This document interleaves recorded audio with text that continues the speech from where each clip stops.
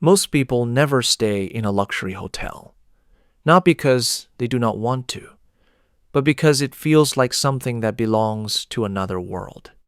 A world for celebrities, for billionaires, for people who travel in private jets and do not look at price tags.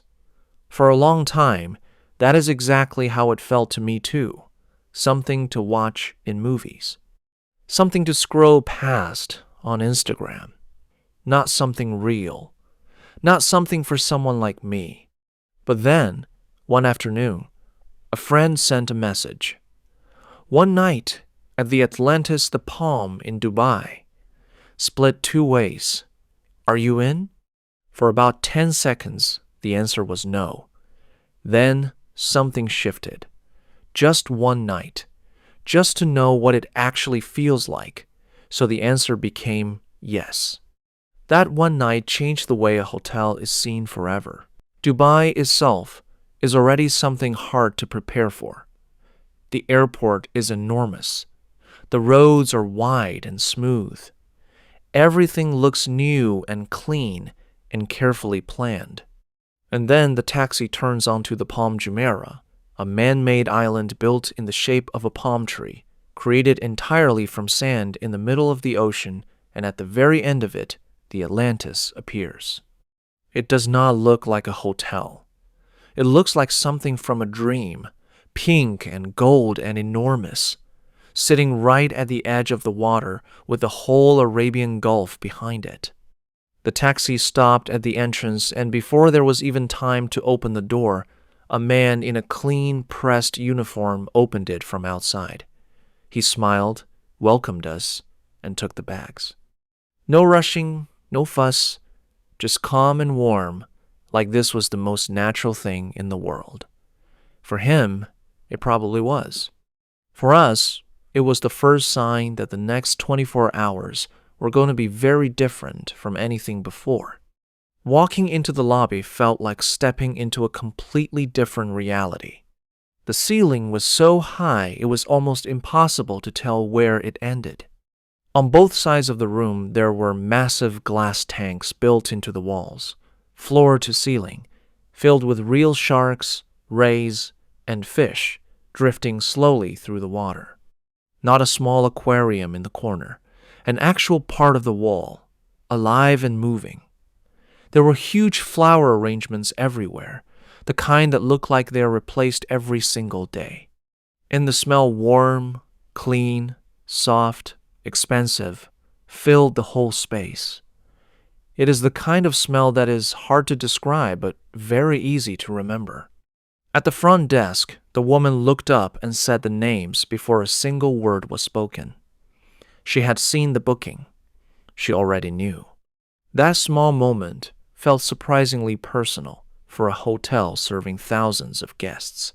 She confirmed the reservation the booking made in advance, handed over 2 key cards, and said, with a calm smile, "Your butler will meet you at your room and can help with anything you need."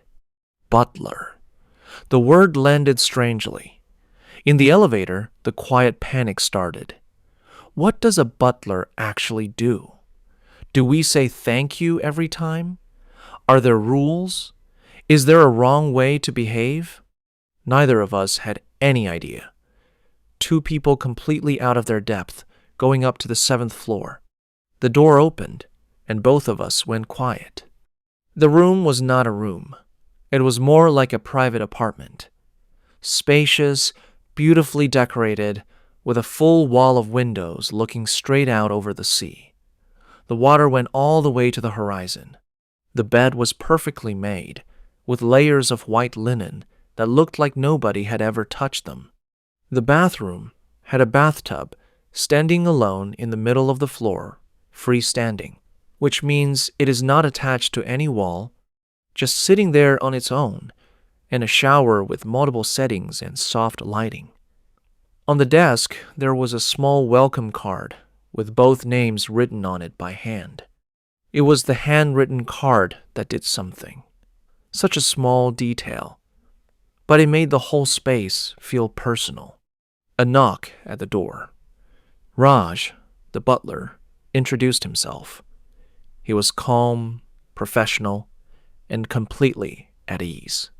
He showed how everything in the room worked. The curtains opened and closed with a button. The panel beside the bed controlled the lights, the temperature, the television, and even a do not disturb sign that activates outside the door without needing to hang anything. Do not disturb means no housekeeping, no knocking, just complete privacy. He also mentioned something called turn-down service. This was a new term. Turn-down service is when the housekeeping team comes in during the evening, while guests are usually at dinner, and prepares the room for sleep. They fold back the sheets on one side of the bed, dim the lights, and leave a small chocolate on the pillow.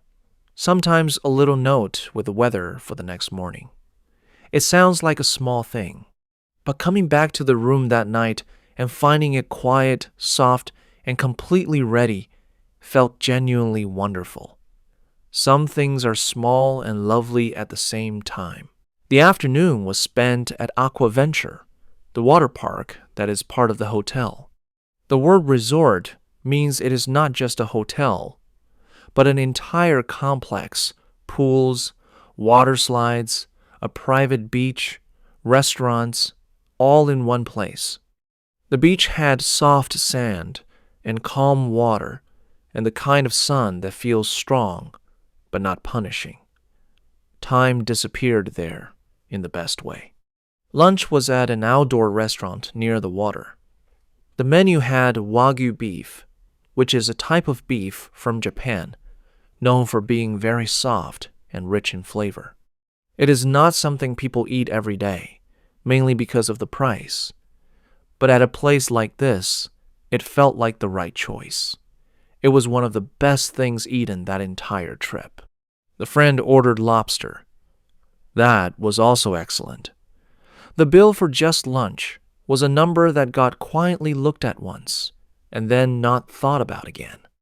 Dinner was at one of the main restaurants inside the hotel, the kind of restaurant where the menu has no prices listed next to the dishes. That is actually something some high-end restaurants do. The idea is that if someone needs to check the price, this might not be the right place for them. It sounds extreme. It also makes the whole experience feel different. The focus moves away from cost and onto the food, the setting, the conversation.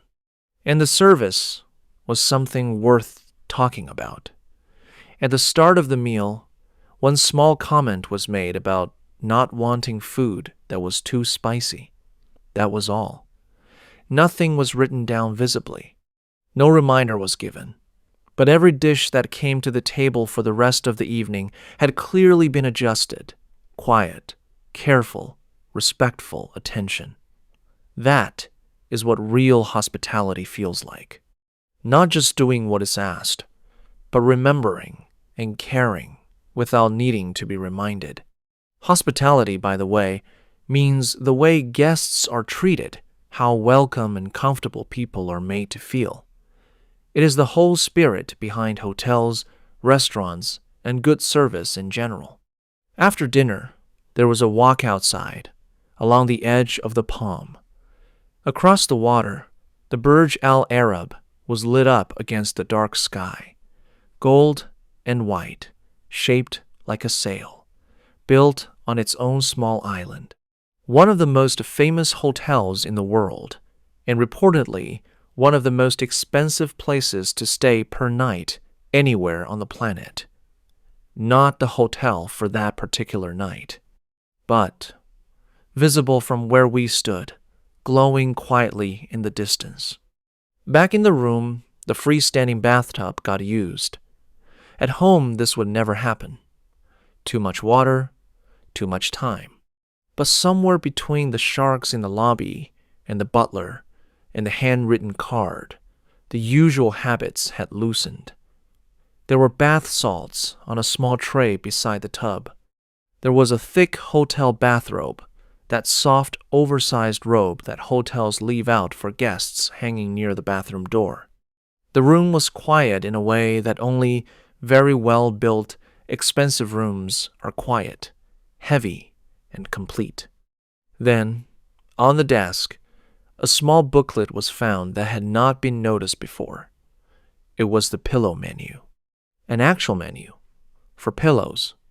Soft, firm, memory foam, buckwheat, cooling gel.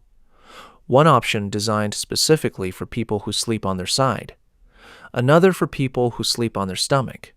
Raj was called back to explain the choices, which he did with complete seriousness and not a single smile at the situation. Memory foam was chosen. What followed was genuinely the best sleep in recent memory. Breakfast the next morning was at the main buffet. The kind of breakfast where 2 full walks around the room are needed before even picking up a plate. Hot food from different cuisines, cold meats and cheeses, every kind of bread, eggs made fresh to order, and a fruit section with a small card in front of each fruit listing its name and where it came from. One of them was rambutan, a small fruit from Southeast Asia, round, soft inside, mildly sweet, completely unfamiliar before that morning, eaten twice before leaving the table. Checkout was just before noon. Noon means 12 o'clock, midday. Key cards were returned, the final bill reviewed, and the stay came to an end. Even split between 2 people, the number on that bill needed a quiet moment. The kind of moment where the mind does some math. How many regular hotel nights that equals? How many flights? And then the room came back, the view of the sea in the morning light, Raj and the pillow conversation, the desert quiet bathtub, the shark tanks, the meal where no one mentioned money because the point was never money. Worth it? Yes. For one night, once, absolutely yes. Some experiences are not about being rich. They are about stepping, just once, into something completely outside the normal and paying full attention to every part of it. Luxury hotels do not just offer a nicer bed. They offer a different pace. Everything slows down. Small things get noticed. The present moment starts to feel like something worth staying in. That feeling does not leave when the checkout is done. The flight home was economy class, middle seat, no window. Fine. Completely fine. Snacks in the bag, headphones on, the usual. But that room stayed in the mind for a very long time. The next morning, before checkout, there was one more thing. The concierge. Concierge, pronounced concierge, is a person at a hotel whose job is to arrange things outside the room. Not the butler, who takes care of everything inside. The concierge handles the city. Restaurant bookings, event tickets, transport, day trips, whatever a guest needs to plan. They know the area better than any app. They know which restaurant is genuinely good and which one only looks good online. They know the shortcuts, the hidden spots, the things worth doing. A desert safari was arranged through hours for the morning. This is an excursion, a trip away from the hotel where a 4-wheel drive Jeep picks guests up and drives out into the actual Dubai desert. The city disappears after a while, and then there is nothing but sand dunes in every direction. The Jeep drives up and over the dunes at steep angles.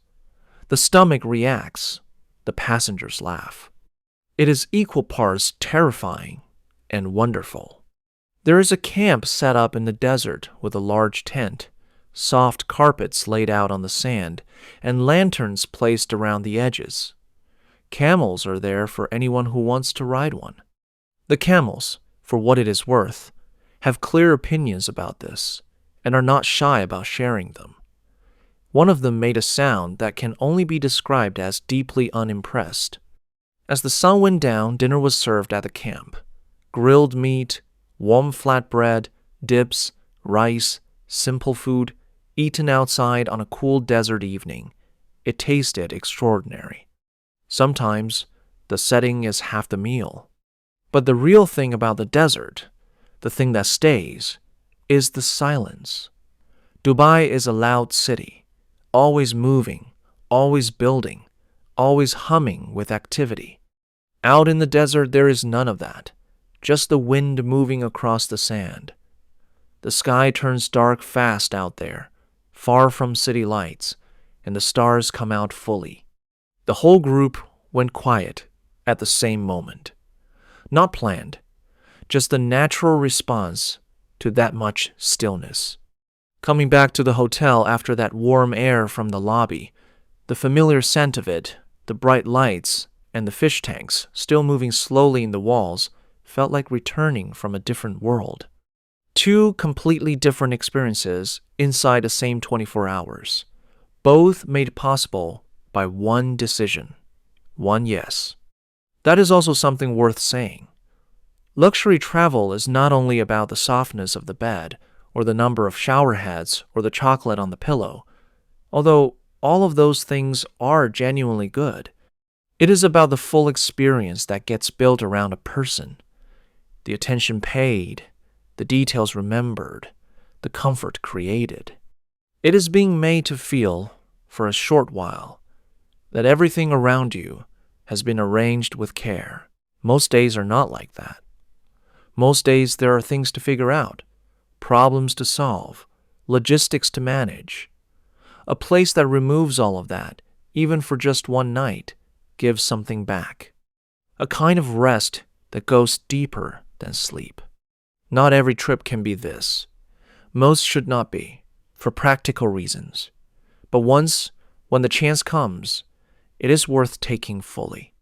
Not half in, not one eye on the bill, not constantly comparing it to cheaper options. Fully in, present for all of it. The economy seat on the way home was fine.